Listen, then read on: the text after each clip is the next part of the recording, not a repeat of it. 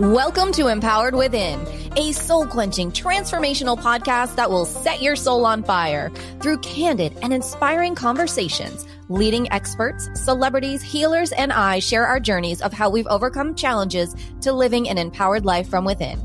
I'm your host, Jennifer Pilates. Welcome to another episode of Empowered Within.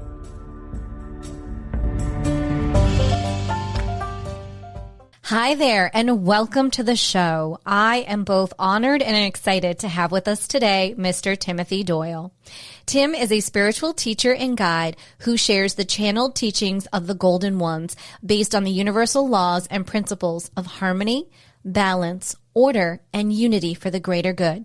Since 2013, Tim has worked with thousands of people to assist in comprehending their purpose in life and the best path for their soul's ascension. Tim is an Ordain Metaphysical Minister, Reiki Master, a Kundalini Yoga Instructor, and author of 3 books. Tim, welcome to the show. I'm honored to have you with us today. I'm so excited to learn and hear about your journey, which is so incredible. Will you share when you became aware that you were spiritually gifted? Probably when I started to meditate. I was raised Catholic. And myself, personally, I had a relationship with God. And I was an altar boy. I wanted to become a Catholic priest. I tried it for a year in high school, and it didn't agree with me. And then I started to meditate in my 20s, early 20s. I had a psychic reading from my spiritual minister at the time, and I started meditating. And in my meditations, I raised the Kundalini.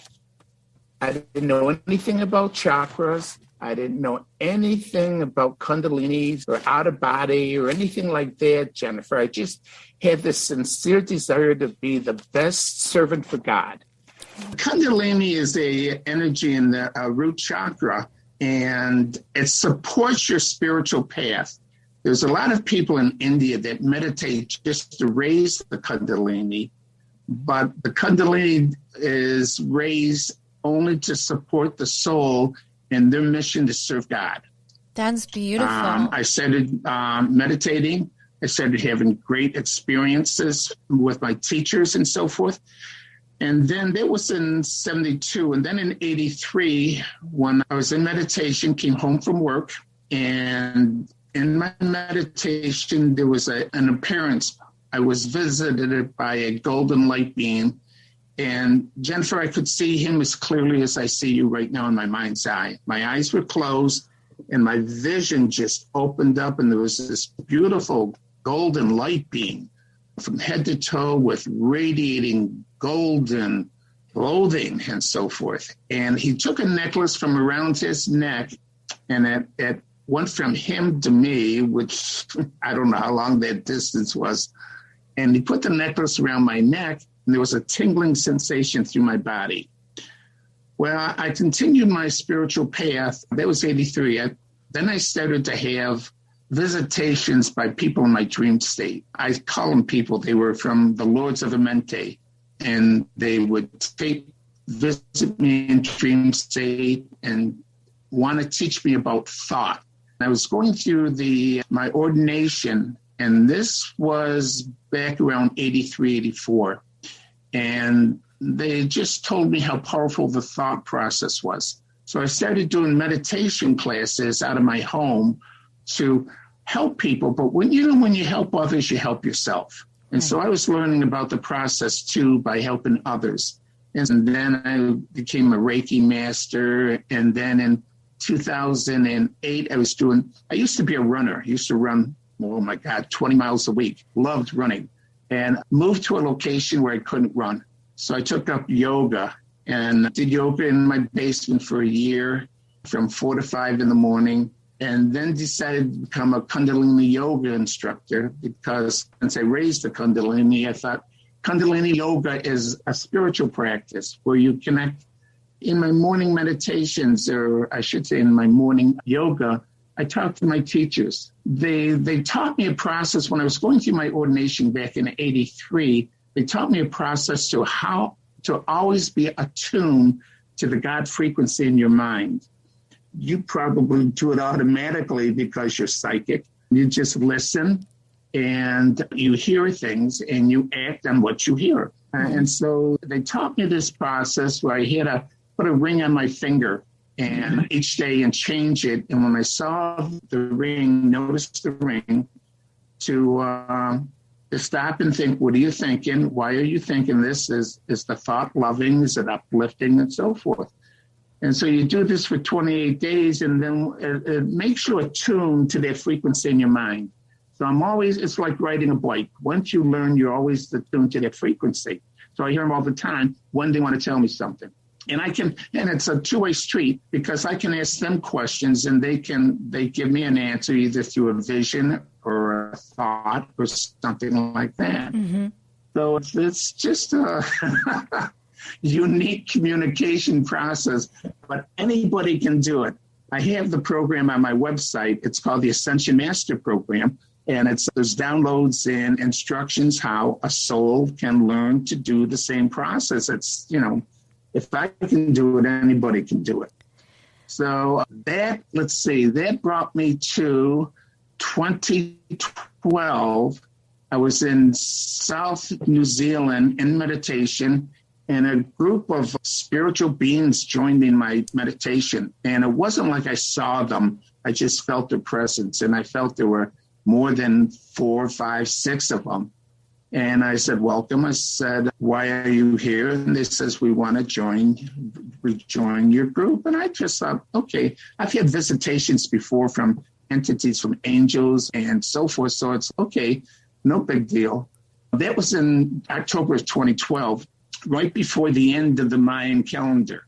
Right. 21 December 2012, which the Earth went from on 22nd December, Earth moved from the 3rd dimension frequency into a 5th dimension frequency. And the teachings of the Golden Ones ended 11,000 years ago when Lemuria and Atlantis sunk into the ocean within 24 hours. What happened at that time, that's when there was a shift in the frequency on the Earth, the vibrational frequency in the Earth, where it went from a 5th dimension frequency to a 3rd frequency, and the vibration was too low for the Golden Ones to stay on Earth. And so they left Earth. It did in 21 December 2012. They returned to Earth. Well, I didn't know all this at the time. What an incredible story that you're sharing. So 2012, I want to recap and just sit here for a minute. So okay. If I'm understanding this correctly, in 2012, the frequency came back high enough for the Golden Ones to come back? Hey, Jordan Harbinger here of The Jordan Harbinger Show. Subscribe to the only show that will show you how to apply the world's greatest ideas from the most striking minds. We've got spies and CEOs, athletes and authors from Kobe Bryant to Malcolm Gladwell, Tony Hawk and Howie Mandel, and the chairman of Google, founders of LinkedIn and Instagram, antiquities smugglers, con men, brilliant scientists, national heroes, and even the head of the CIA. Come join and have a listen for yourself. Subscribe right now to The Jordan Harbinger Show, available on Apple Podcasts, Spotify, and wherever you're listening now. Earth vibrated. See, what happens is we're in the Milky Way galaxy. Mm-hmm. And the Milky Way galaxy travels through space constantly. It's like it expands. And when it travels through space, it goes through different energy frequencies. And so at the time, back 11,000 years ago, it was in the frequency of a 5th dimension frequency where the vibration was high enough where the Golden Ones could be on the planet. Well, as Earth entered into the 3rd dimension frequency in space, and that vibration was too low for the Golden Ones to stay on Earth. Now, and then they returned in 2012. Well, what happens is Earth is a spiritual training school. Go ahead. I was going to ask when the vibration went from being so high to so low to back again that they're able to come back to Earth. I just wanted to follow that timeline. Right. Well, yes. So they're back now. The frequency on 22 December 2012, we entered into the 5th dimension frequency. The whole solar system did. And so the vibration on the planet is vibrating at a higher frequency. Now, this is a spiritual training school. When a soul first comes to Earth, and all souls come to Earth to train specifically to serve God. They don't know it, but you're here until you make the ascension. You go on to the next level of your spiritual path. Well, when you first come here, the soul vibrates at a lower frequency. It's like a training program. And the soul remembers nothing from their previous lives. And you have to be a highly educated spiritual person to even want to come to Earth or to even be qualified to come to Earth to train as a co-creator God. But when you come here, you know nothing. So you have no spiritual background to support you. You're on your own. And so a consciousness of me, where the soul in the early stages are greedy, they're power hungry, they're abusive, they're into a sensuality. It's all for their self, all right? Currently, we have many people on the planet like that, all right? Right. The planet, we would say these people are corrupt, but they're in their early stages of soul development. And so eventually, through karma, they learn to discipline themselves, all right? It may take a while, but basically that's what they have to do. And that's what we all have done, because we were there where they are now. And we just look at them and we have compassion for these people. So when the planet went from a fifth dimension to the third dimension, a lot of souls came to this planet that are in training, because that's the lowest level. And a lot of people died when the planet shifted from a fifth dimension to third dimension, because there was sinking of land and there was disruption on the entire planet. And so a lot of souls died, but new souls came in. The new souls that came in are the lower frequencies who are in charge of the planet now. Okay. When was it that we went from... This is I see. Fifth to third dimension? Yes. That was 11,000 years ago with the sinking of Atlantis and Lemuria. Okay. Got it. When the golden ones had to leave. A lot of souls left, but the souls that came to the planet, all new souls, all in the lower consciousness, me consciousness vibration. These people are still on the planet now, and they're in control of the banking system, the corrupt governments, corrupt world leaders, industries, and so forth. But what's happening now, since Earth is in the fifth dimension, and on 22 December 2012, Earth started the golden age, where souls no longer need to experience the death rebirth cycle. But it's going to take a little while for the corruption to leave the planet, because the planet's vibrating at a higher frequency.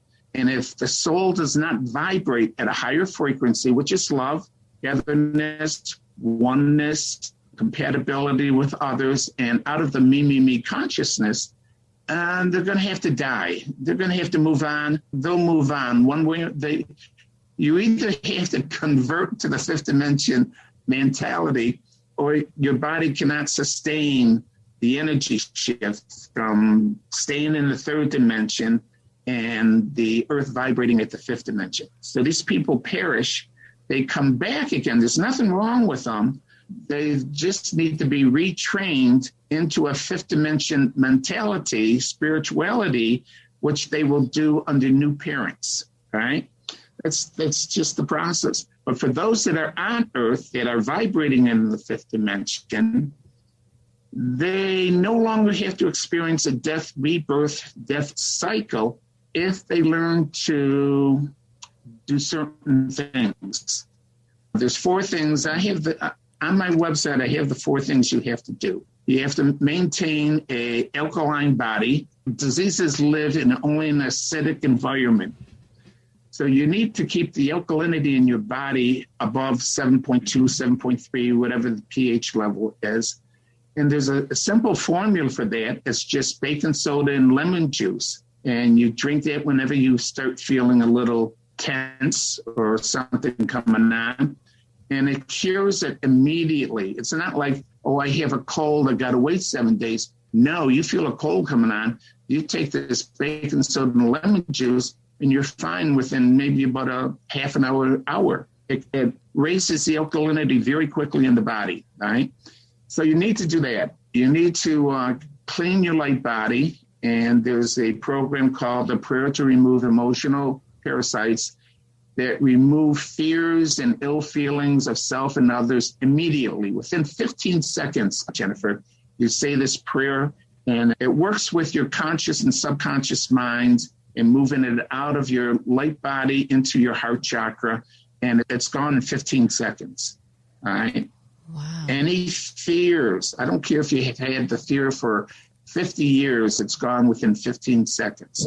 So those are the two things you need to get your body back into a processing where you're normal. Then you have to, there's another prayer protection that protects you from negative and malicious energies. We say innocent energies because there's souls on earth that are trapped.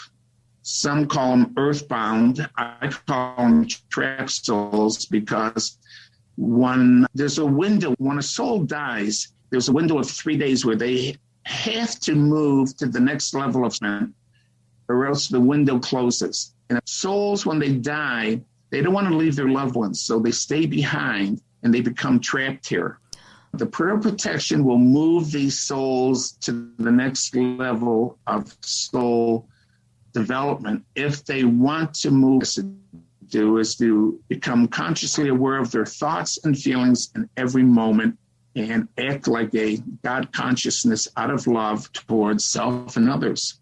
So basically, that's what a soul has to do. So getting back to January of 2013, I'm in doing my yoga, and they tell me I'm going to be a spiritual world leader, and I'm laughing at them because I'm saying, now, I can't believe everything hasn't been taught on this planet already, then I'm going to come up with something new, or you're going to tell me something, or I don't know how it was going to happen, but I just couldn't believe it was going to happen.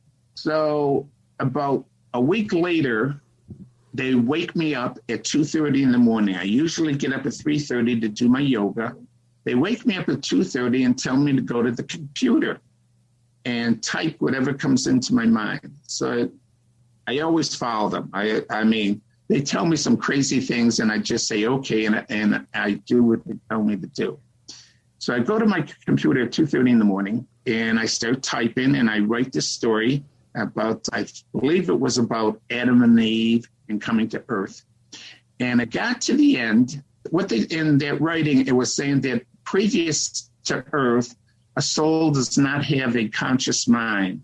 They're guided by the heart of God, like the animal kingdom or the other kingdoms. But when a soul comes to Earth, they receive a conscious mind to learn to create like a co-creator God. And they have free will, discernment, analytical abilities, and so forth. And it was like in the writing, because they mentioned that that's when Adam and Eve was kicked out of the Garden of Paradise. They became aware they were naked. Well, they were always naked, but it was like it wasn't a moral issue with them when they were in the Garden of Paradise, but now they had a conscious mind. And when we're created in the image of and likeness of God. We have within ourselves all the God characteristics embedded in our light body. But we come to Earth, but they're in a raw form. We come to Earth because we have to activate these God characteristics. And they have to go through the body from the third chakra, which is your feeling body. They have to go to the mind of God, which is the brain, to be refined from a raw emotion to a God feeling. All right. It's like hate. And then when it gets refined, it becomes love, or impatience to patience. It has to go through the nerve center in the body from your third chakra to the brain. And through life experiences, you develop the way to discipline these raw emotions and to refine them into a God feeling. How I know this is I had to experience what happens is through the traveling of the emotion from the third chakra to the brain chakra, it creates frustration in the body of the soul because the energy wants to move to the brain. And there's millions of pathways. And so the energy is going here and here and here. And the soul feels a frustration with this energy. And so it reacts, it yells, it screams, it does whatever it can to release the energy, the frustration that it's feeling. It's the same thing. When I did the ayahuasca in Peru back in 2003, 2004, I had to sit with the same feeling. I didn't know what it was at the time, but there was an agony in my body. And I'm in a ceremony with 16 other people and 3 shamans, and I couldn't do anything. I had to sit with this energy, with this agonizing energy for over 2 hours, not knowing. And I'm in the ayahuasca. I drank the ayahuasca. I'm sitting there, and usually you have visions and you go places and things like that. And I'm sitting there and I'm saying, why do I have this agony? There's no thoughts in my mind that is terrorizing me or anything like that. I just have this agonizing feeling. It was the same thing as Christ. It was in the agony of the garden. He had to be by himself. You have to be by yourself. And so we created a meditation program for souls that want to refine energies. And what you need to do is just sit there with this frustrating feeling, bring it up in your meditation, and then just sit there and tolerate the agony. And if you can do that, that's the quickest way to refine that God frequency that is currently controlling you, that you have no discipline on. I mean, if you're angry or yelling, or you have hatred, or you're jealous, have jealousy and so forth, there's that energy has control over you, and the soul needs to control that energy. And through life experiences, a soul learns that. But you can learn it a lot quicker now by taking that energy into meditation, bringing it up in your feeling body, and sit there and allow that energy to find the pathway to the brain. All right, simple program. I get through writing the first writing from the golden ones, and I got to the end, and I read it, and I thought, wow. I says, I can't accept this. I said, how should I sign this? And they said, the golden ones. I says, oh. So that's the first time that I knew who I was writings. They started teaching me who they were, what life is, the purpose of life here on earth, and the workings of the conscious mind, the working of the subconscious mind, how the subconscious mind works with universal mind, how a soul is always in training, that all life experiences are created by universal mind in every moment, working out karma, assisting with your manifestations and your dreams, and how to bring these into reality, and what the soul's responsibility is in the creation process, and what their purpose is here on earth. So through their teachings, I wrote while I was in upstate New York, and the first 2 books is just strictly their teachings, what they told me and what I had to experience and what I learned from it. And then in 2014, they told me to come to China, and I had a beautiful house with many, many artifacts in my home and so forth, paintings, books. And they said, sell everything and move to China. I had to sell everything. I said, okay. So I did that. And when I came to China, and I kind of thought that the purpose of moving to China was to write the 3rd book, the advanced version of the book. And the book is the same name, How to Play the Game of Life. And I got that name. And when I was teaching meditation classes, I thought, wow, this is a great name for a book would be How to Play the Game of Life. And then later on about, my God, 20 years later, that was the name of the book. So I come to China. My money doesn't work. My credit card doesn't work. I eventually got to the airport at 8 o'clock at night, pitch black. Everything's closed down. I still have another 50 miles to go. And I found a taxi cab driver that would take me to where I wanted to go. It's kind of funny here in China. Everybody is loving, hardworking, cooperative. The government in China is like the government in the United States. Part is corrupt, part isn't. But I've been here for 8 years now, and they treat me extremely well. The government, local government treats me extremely well. I get a visa every year. My wife is here. I teach English classes to the kids. Somehow I became an English teacher. And that's what I do in my time here. I teach English to kids one-on-one from the ages of 6 to 15. The parents are very totally dedicated to wanting their children to be the best educated children. And they believe by learning English, it will help their career. So I have about 30 students that I teach English to. So now, getting back to the golden ones, through the years and through experiences, they teach me what to do. I guess when I get to a certain level of awareness, they give me something new. Mm-hmm. And then that's where I just have to adjust my thinking. I'll ask them things and they'll just like, okay, they just let me go until a time comes when I'm ready for the next step of learning. But most of the teachings is for a soul to remove any obstacles from their life and to learn to live in harmony, balance, order, and unity with a God consciousness. And if a soul embraces what their role is and purpose here on earth and move in that they are gods, and because they're in the creation process, and embrace it, the power of embracing that will give the soul confidence in accomplishing their goals and realities and make their dreams come true. There was something they wanted to say. I'm trying not to interrupt to keep our flow. My mind is now blank. To keep our let's see. Oh, no. Flow going.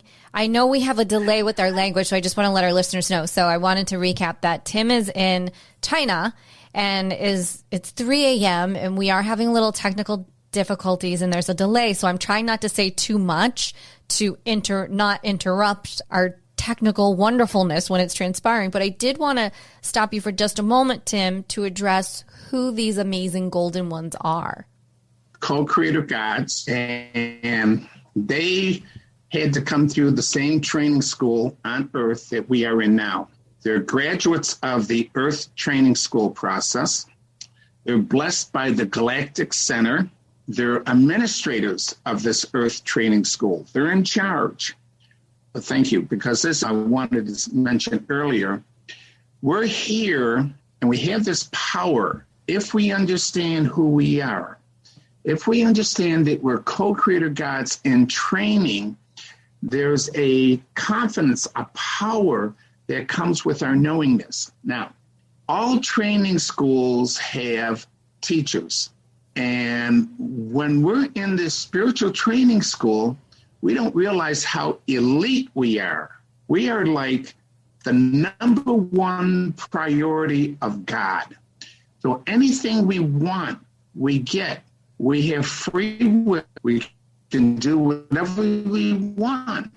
But if we need assistance, we have to ask. And this is what people don't realize. When they pray, they go, oh, God, please, I want this. I need this. There's a war going on. I'm running out of food. You don't pray like that. You talk to God like God's your friend. God already knows what's in your heart and in your mind. He knows what you're experiencing. But you have to ask for assistance, for guidance. And they are angels and archangels, which are here. We all have them. They cannot help us unless we ask for their assistance. Same thing in earth. No one can help you, Jennifer, unless you ask for help. It's the same thing with our relationship to our teachers and spiritual guides. But this school is set up within this Milky Way galaxy as a spiritual training school. There's a energy force that's called the Galactic Council from all different star nations that head up this council. And if someone wants to come to Earth, they have to be qualified to come to the spiritual training school. When a soul evolves, they either come to serve God or they come to become an angel. There's a pathway. Do I want to serve God or do I want to become an angel? And it depends. Now, it has to be approved by your star nation because we all come from different star nations. And when we come to Earth, we take on this human form. And then initially we get activated on the consciousness of spiritual consciousness and subconsciousness and our relationship to universal mind. That all comes when we come here. It's like a welcoming package. They cannot help us unless we ask for their assistance. And as we go through the initial stages of soul development centered, that we're not going to ask. So we learn not to ask. But I'm encouraging when you pray to God, don't pray the Hail Mary or the Rosary to God. Tell him what your situation is. Express your feelings and ask for guidance and listen. Mm-hmm. That's the best way to receive assistance from your spiritual teachers and the angels and so forth. Tim, I was curious. I just wanted to go back a little bit there when you were talking about that when souls have this opportunity to come to school here on Earth, that you come through one of two ways, being an earth angel or being here to, let's say, do God's work. How does someone know, or do you ever find out which you are? I've heard and I've researched there's a group of earth angels here on Earth. They're actually very prominent over in the UK. And so I find that very interesting. That's what you're speaking of now. So I'm just curious because I've always thought of myself as an earth angel. I've had numerous people say that to me and even to my mom, like before you realized maybe how spiritual one is. Jennifer, that's interesting because I didn't realize until you just said that Earth is a training school for both co-creator gods and angels.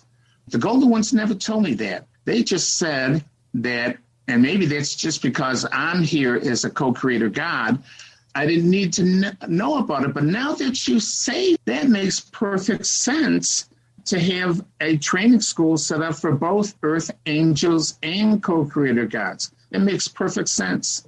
They're telling me that's true. That's true. This is a school for angels and co-creator gods. Very good, Jennifer. I learned that just now. Thank you. Well, thank you. I've always been curious and I've always really entertained when numerous people have said, as you go along your spiritual journey and you have different readings and people say, oh, you're this or you're that. And I really believe that you have to resonate with something. And it wasn't until I really did a lot of research and I thought, I like to be grounded. I like to be a part of Earth. I like to help. I think I'm like the Earth angel trying to do good and to raise the vibration here on Earth. And so when you said that, it really resonated with me. So that's why I was curious about that. Well, I never thought about that until you mentioned it. And now it resonates with me, and I'm told that's true. They're telling me that's true. That will lead me to new writings and for my website, and that's very, very interesting. I appreciate that. Thank you very much. Oh, thank you. I mean, it's sort of like we both just took a puzzle. We both had two pieces to the puzzle. Where are we? And we just put them together.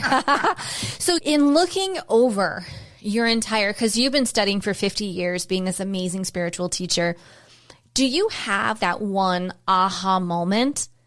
It sounds like you've had many, but do you have one moment that is so special to you that you go, oh my gosh, that's the moment that I always think of when X, Y, and Z transpired? I think probably raising the Kundalini back in 1972 happened. Raising the Kundalini just didn't happen in like one moment. It was a series that took place over maybe about 3 months.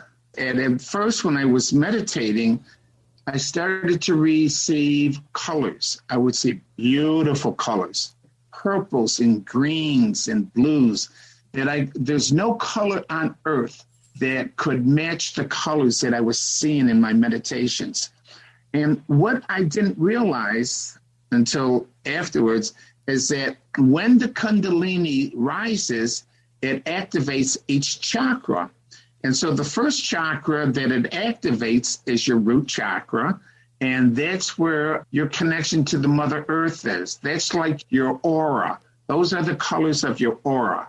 And after I was going through the colors, I'm in meditation and I start feeling these sensual feelings in my body. Here I am meditating, thinking about God and trying to maintain my thoughts. And I start getting these very sensual feelings in my body. And I'm saying, well, wait a minute. Why am I feeling these? I'm not thinking of anything sensual. Why am I feeling these sensual feelings? And so I let it go. And that lasted maybe about a week or 2 weeks. And then that was my second chakra. My third chakra was the solar plexus. And then my solar plexus start beating, pulsating. And your solar plexus right below your rib cage, right below the heart. And I was saying, well, wait a minute. Is that my heart pulsating like that? Is something wrong with me? And I thought, so no, it can't be my heart. Now, I knew nothing about chakras or anything like that. My body is just experiencing this. And I'm just saying, okay, I got this pulsation in my body. And when I meditate, I always say the prayer of protection to protect me from any outside forces. So I knew that whatever was happening to me was divine, right? So I went through the pulsation process and my solar plexus were pulsating. I hear a freight train noise in my right ear. The energy is moving up my arm. When the energy hits the cavity of my body, I take on this rhythmic breathing, uncontrolled. I'm sitting there. I'm just like watching and observing what's taking place in my body. My breathing starts taking place like a rapid breathing. I have no control over it. It's just like takes off. And then I've got this energy in my body, the pulsation, the ear, the breathing, and all of a sudden, my eyes are closed, of course. My eyes, there's this brilliant light in my mind's eye. It's like, if you know what white phosphorus is, the whitest thing I know on earth is white phosphorus. In the military, we had an experiment with white phosphorus, and the white phosphorus is so blinding, you can't even look at it. You have to put shields on it. And so I've got my eyes tightly closed, trying to get away from this brilliant white light. And then I started to spiral out of my body. And I spiraled out of my body. And at the time I was living on the Chesapeake Bay. And I was over the bay, and I didn't know where I was going or where to go or how to use the energy. And so I just put out a thought to my loved ones. I says, please return me. And instantly I started despiraling, going back to my body. And that probably was the most memorable thing. All those experiences just led me to be knowledgeable about many things I've learned by the teachings of the Golden Ones and through the ayahuasca drinkings, that when I wrote something, when the Golden Ones channel anything through me, I have to experience it. I can't say, oh, this happened. Okay, I'll just tell everybody that happened. No, I had to authenticate what they taught me in my daily work. They would give me a life experience where it would be reflective of what was written that morning. I had to experience what was written, channeled that morning. I would have it in a life experience later on that day, and they would say, here's the proof. And I'd say, oh, okay, thank you. That was just part of the training. I would say, well, I appreciate all the experience that I had looking back on it. But a lot of times I won't say they tricked me, but when they tell me something, I go along with it. I have to be patient and understand. For example, I came home from work one day. It was in late September, and the goal said, go on a trip. I says, okay, where should I go? They said, go visit a shaman. So I said, okay. So I got on the computer and I searched for shamans, and I found one in Peru. And I says, okay, I'll go to this one in Peru, not knowing what a shaman in Peru does or anything like that. And within 10 minutes, I signed up to take a trip to Peru in December for 10 days to be with the shamans. So when the trip came, I go to Peru. I flew into Lima, Peru, the capital, and then I had to take a flight the next morning to Iquitos, was a small city in Peru. And from there, we got on a boat. There were 16 of us.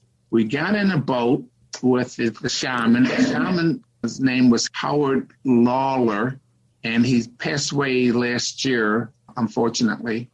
And we get in the boat with him, and we take this journey down the Amazon and then up this river. It was about an hour's journey. We get to his shaman site, and it's bamboo huts in the jungle, no electricity, no running water. And it's like, okay, this is where we're going to be for 10 days. So we're getting off the boat, and someone says, Howard, when are we going to drink? And I go, what do you mean, when are we going to drink? He says, drink the ayahuasca. I couldn't even pronounce the word the ayahuasca, Jennifer. Yeah, don't you know you're here to drink the ayahuasca? I says, no. I'm sure my teachers were laughing at me at that time, Peru, not knowing I'm going to drink the ayahuasca, and then my experience with it. But I drank that was scheduled the trip in late 1999, got there in 2000. And then for the next 5 years, I went back to Peru at the same time to drink the ayahuasca because it was such a powerful learning experience. What I learned about the light body and fears and how it's gum on the light body and a soul cannot vibrate. It's like a guitar, the strings on a guitar, and that's what the light body is. And if you've got something on the strings of the guitar, it doesn't resonate. It's not in tune. It can't vibrate. And that's what these souls that have fears and ill feelings of self and others have on their light body. They're not vibrating at a higher frequency. When you vibrate at a higher frequency, empower yourself, your dreams come true. Whatever you want. I always get what I want, but I ask for little things. I ask for things that improve my computer or a VPN connection or get a podcast or something like that. My golden ones always take care of me. I'm not concerned about money or people or where I am or anything like that. They always take care of me. I just meet the best people and so forth. So I don't worry about anything. And that's how everyone should be, not to worry about it, but you have to empower yourself to have that consciousness and to make it work for you. I'd like to ask this question, Tim, to see your opinion on this, your thoughts, your feelings on when we talk about wanting to raise the vibration of not only ourselves, but of the earth. And with all of the shifts that are going on right now, especially after what we've all been through in the last 2 years, and here you are experiencing it in China, which I can only imagine has been very interesting. Are you sensing that people are being shifted and moving to certain places to help raise the vibrations of those areas? Because there's such this migration going on with people right now, and it seems all over the world, not even just in the United States, where you have so many people herding out of one state into another, and you can't help but wonder the vibration is changing so much.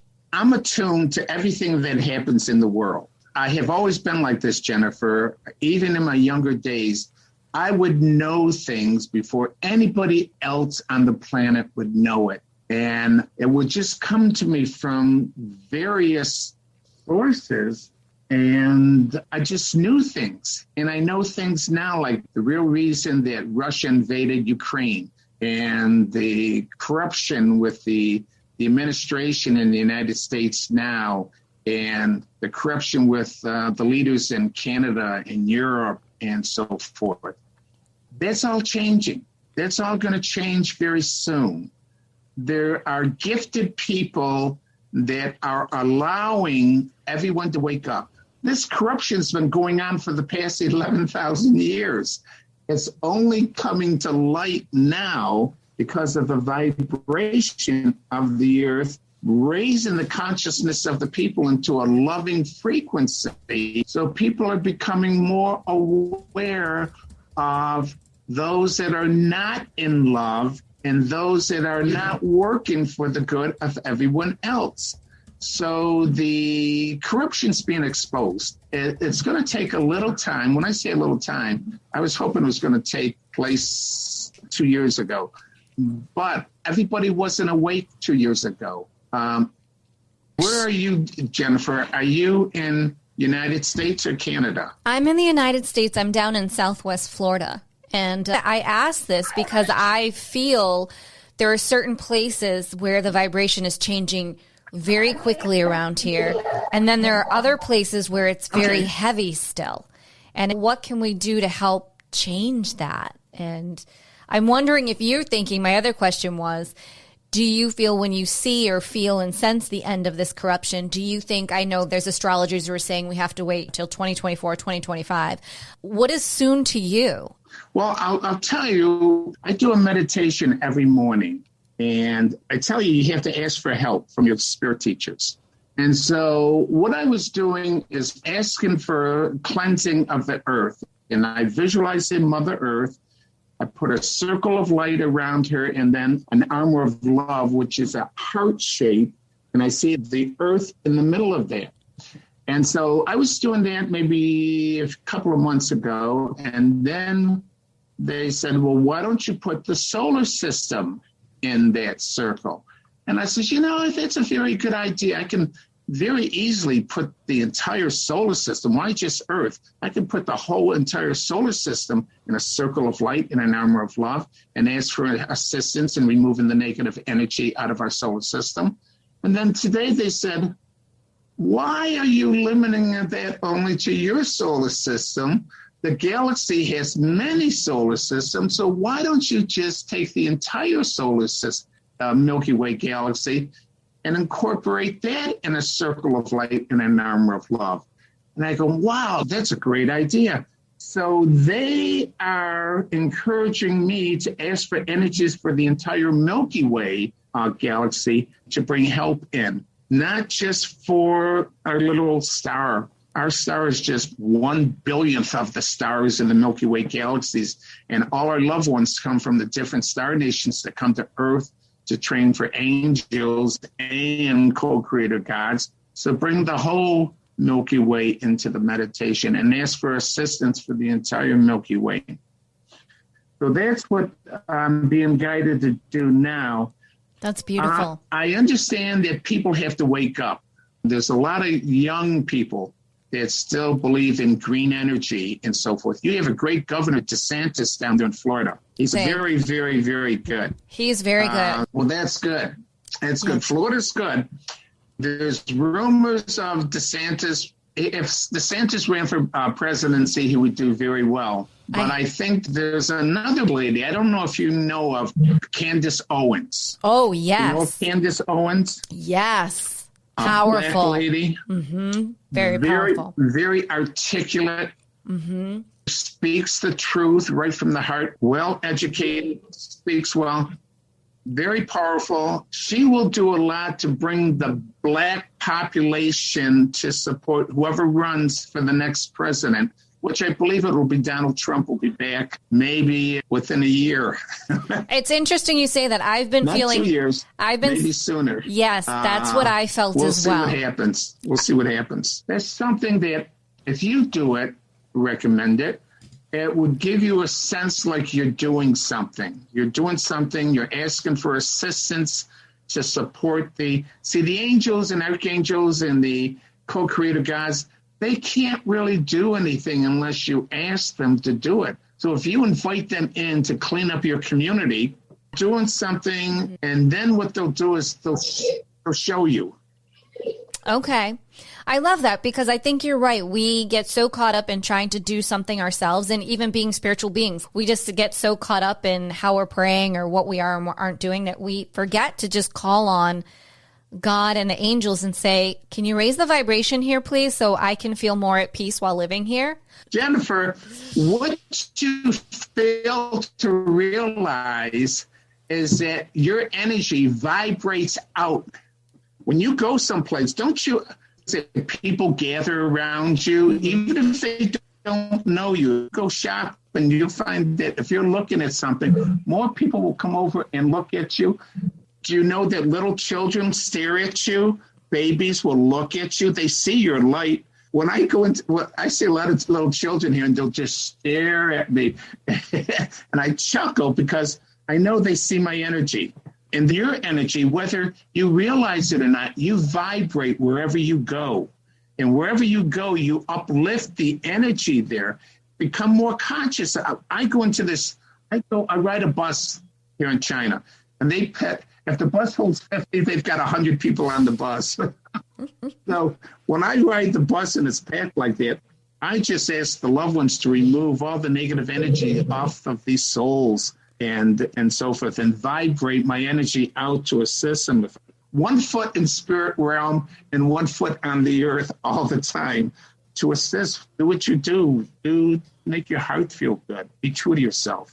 Yeah. You can do more than you probably think you can. You're a goddess. I say women here are goddesses. They're co-creator gods looking to become co-creator gods, but you're goddesses. And you're working through the femininity of God being expressed in the feminine energy. So your feelings and your emotions are more in tune than logical gods, most logical gods. But you're a goddess. And goddesses don't settle for second best. Goddesses get what they want only by asking God what it is, and they wait. They wait. They don't have to do anything. If you want something, all you have to say is, God, I'm a goddess. I deserve this. I don't settle for second best. And this is what I would like in my life. Boom. And wait for it to manifest. It will. Women have more power than men because men have to do the work. Women, goddesses, don't have to do the work. They have the gods do the work for them, whether it's a physical god or a spiritual god. The goddess, you're here on earth, you're a goddess, you're the elite. They have to take care of you in the kingdom, and the servants will wait on you hand and foot. Same thing as spirit realm. And they're waiting. When people wake up to who they are, that they're goddesses and gods, and they embrace that energy, and they know they're here to create, to serve God, the spiritual beings will support that. Thank you for that, Tim. I know that it's going to resonate with all of our listeners around the world. We need to remember this, and we need to come back and align into self and empower ourselves and remember that. Exactly. When this happens, this would be such a powerful place on earth. Yeah. So when you just said that, I just heard 12 to 24 months, and I saw Donald Trump. He has shaken up the world, and he is such an arrogant spiritual being. I just love him. I agree. Well, the media is changing now. The fake media will be changed in very shortly. Mm-hmm. Elon Musk is doing a great job to change that. But don't be surprised if Candice Owens becomes the vice president to Donald Trump. Yeah. She would be incredible. That would be a very powerful combination for women, for the Black, for freedom, to uplift the consciousness of many people in the United States and around the world. Mm-hmm. Yes. Yes, I agree with you. And so, Tim, I have to ask you something. I feel like I would be remiss if I didn't ask you this question. Because you've been in China and you've experienced China through COVID, I'm sure you're familiar with what we're seeing on our side. And particularly right now, we're being told that there's this incredible uptick and that China is shut down and that they're pulling people out of their homes. They're taking children. Is what we're seeing true? Are you seeing or hearing any of this? Because we know that the media is not always telling the truth. They're always telling a tale. And so I'm curious, with you being there, I would like to educate our listeners, because that's what we're about, is empowering and wanting people to know the truth.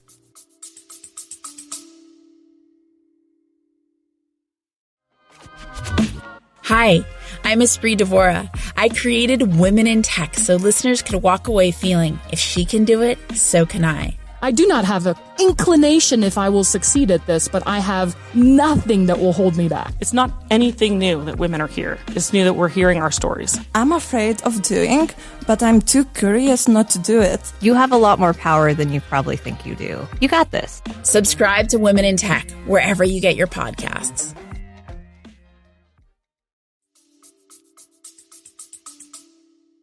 Okay, first of all, the invasion by Russia into Ukraine was to stop any further spread of viruses and disease from those biolabs created by the United States and funded by the United States that were in and are in Ukraine.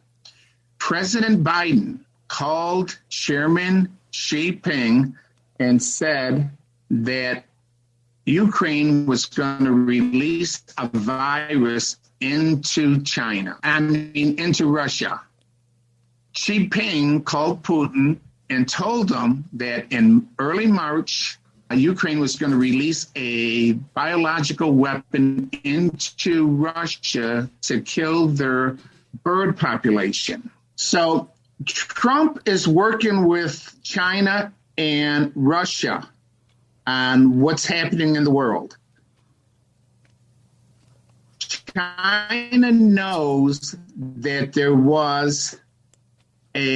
there's a biological lab in Taiwan that is like Ukraine, that is trying to put another virus into China. China knew this, and what China did, it didn't know what city it was going to take place in. So they shut down all the train stations throughout China. No one could travel out of their city until they found out what city was going to get the virus, that they were going to release this virus in. They released the virus. Then they found out they released the virus. Everybody in Shanghai all of a sudden broke out with this virus. There's 25 million people in Shanghai. So they broke out with this virus. Now, the virus is not that deadly. Okay. It's like the flu, but they're overreacting. And what's happening in the United States is the flu shot in the United States affects your immunity system. It will affect your heart. It's not good for children. Little by little, what they want to do is depopulate the world by hunger, by your supplies, by food, by killing off certain animals and so forth, so that the people in charge, the third dimension corrupt people in charge of this training program, have control over the people on Earth. Now, the more people on Earth, the less control you have. So that's the purpose of the viruses and the starvation and the food supply, wars and everything. They're all set up to depopulate the world and to keep the corrupt in charge. But that's changing. That's why Russia went into Ukraine. No, will China go into Taiwan? No, but what they may do is something may happen to the biological labs in Taiwan. Whether the United States does it on a secret mission backed by Trump or how it's going to happen, I don't know. But that's what they did. They shut down the train stations in China because they didn't know where the virus was going to break out, where they planted the virus to break out. It broke out in Shanghai.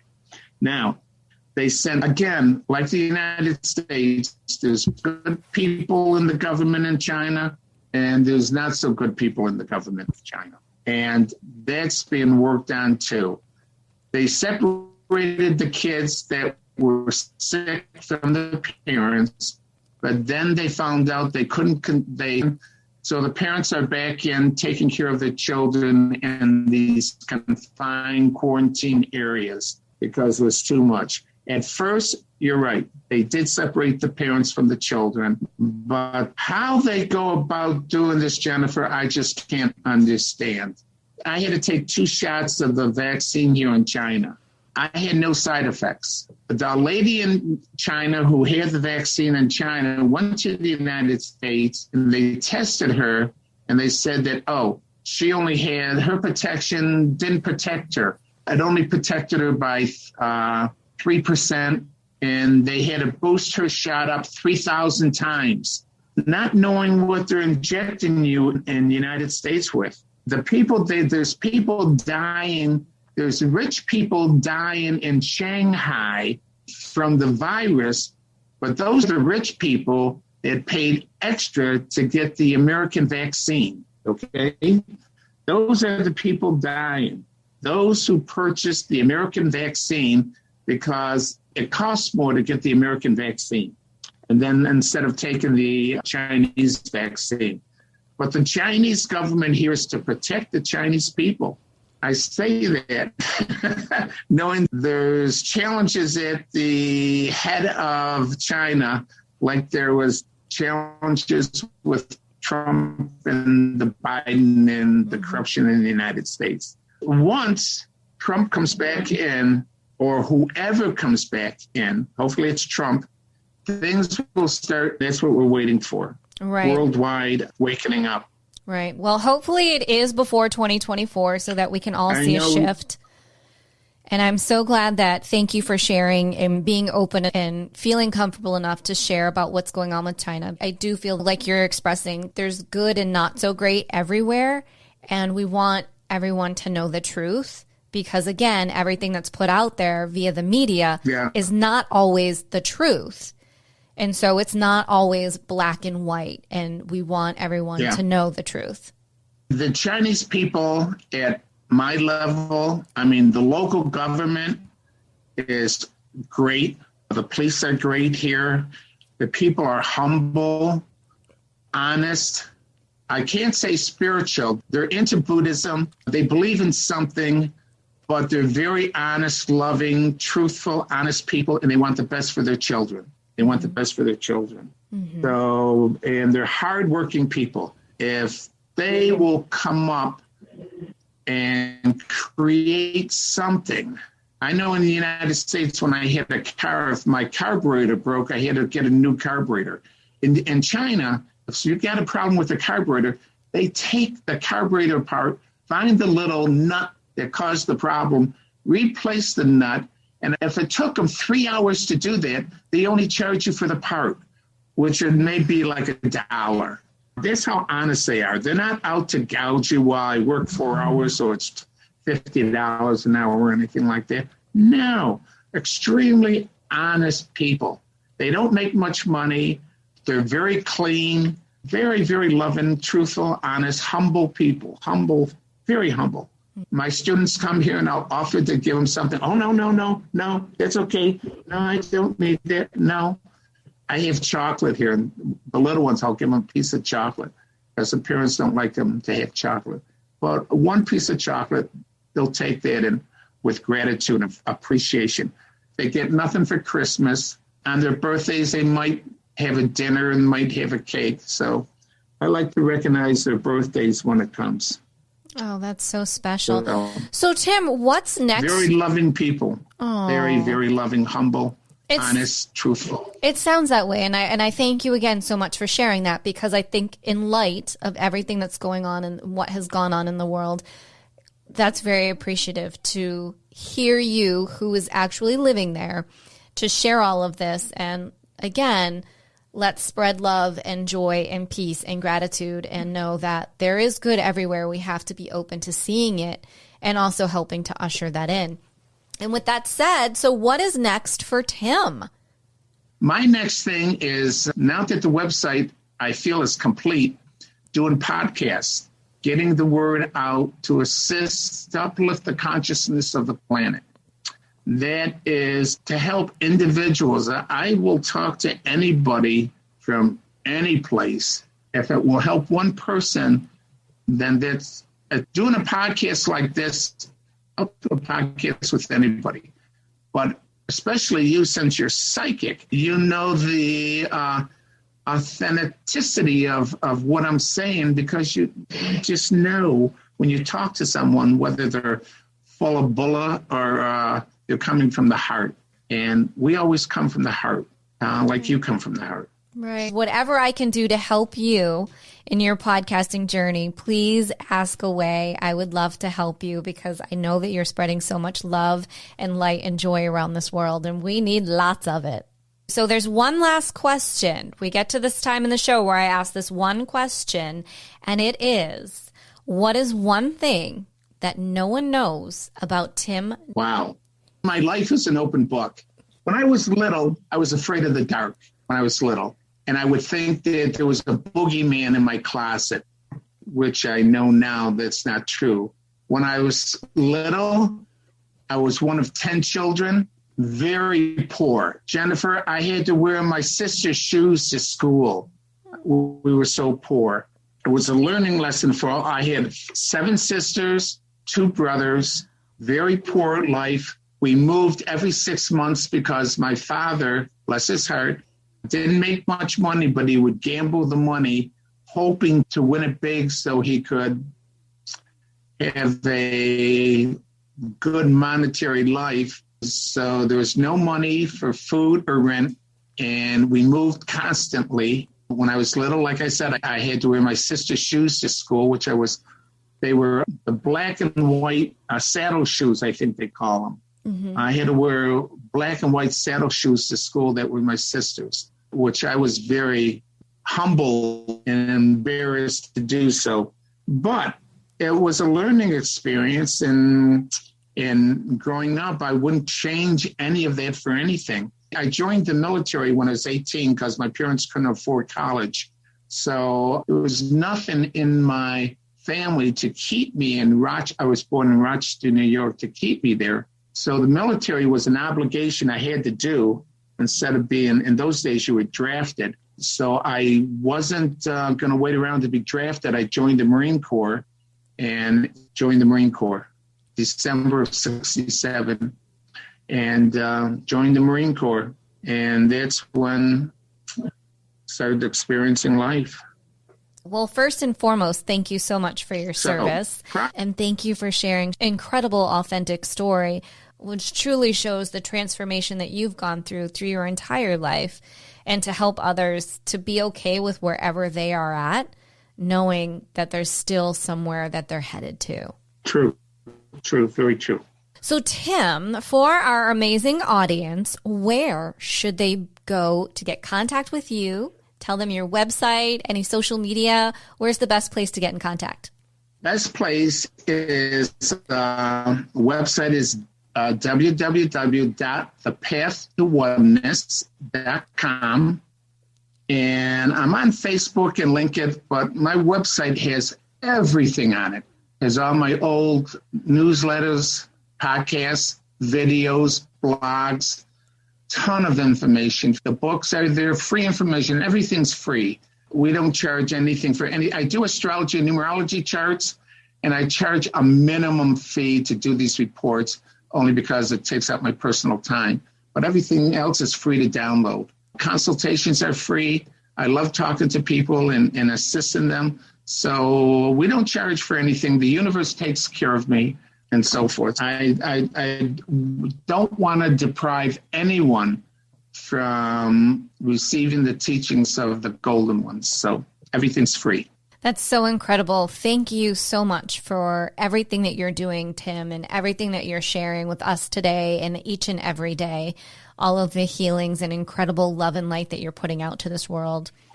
I say thank you in honor of everyone listening and of myself. Thank you so much. And thank you so much for being on the podcast, for taking your time, for getting up at 3 a.m., for handling our glitches between China and Southwest Florida. You have been a trooper and amazing, and I am so grateful to you. Jennifer, what you see in others is what you have in yourself, and that's what you see in others. So it's within you, dear. You are a brilliant service to humanity by doing your podcast. So we are very appreciative of having the opportunity to be on your podcast and to share with your audience.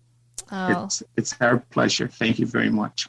Thank you, Tim. And if there's anything that I can ever do for you, you are always welcome back. You're a part of our Empowered Within family. Thank you, Jennifer. Appreciate it. Thank you, dear.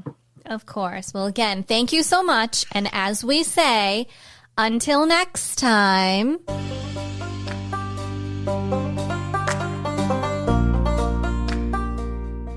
Thank you so much for tuning in to another episode. Please remember to rate, review, and subscribe to Empowered Within with Jennifer Pilates. Your feedback is important. It helps me to connect with you and gives me insight into who you are and what you're enjoying about the show. For today's show notes and discount codes from today's sponsors, head over to jenniferpilates.com. Until next time, may you live an empowered life from within.